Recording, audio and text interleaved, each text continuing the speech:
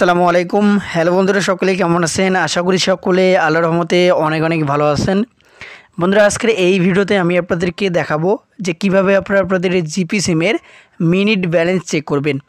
বন্ধুরা, আপনাদের মধ্যে অনেকেই রয়েছেন যারা জিপি সিম ব্যবহার করেন কিন্তু জানেন না যে কিভাবে জিপি সিমের মিনিট ব্যালেন্স চেক করতে হয়।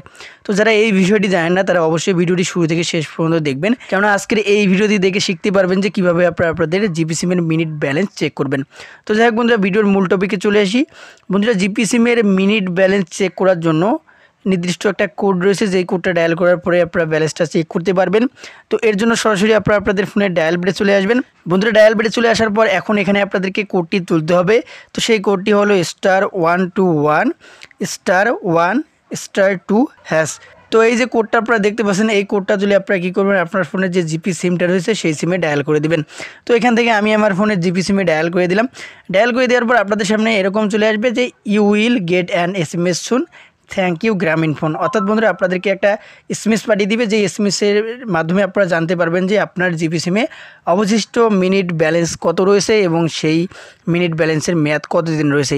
ঠিক এই এসএমএস চলে আসবে এরকম, এবং এখানে আপনি দেখতে পারবেন যে আপনার জিপি সিমে অবশিষ্ট কত মিনিট রয়েছে এবং সেই মিনিট অফারের মেয়াদ কতদিন রয়েছে।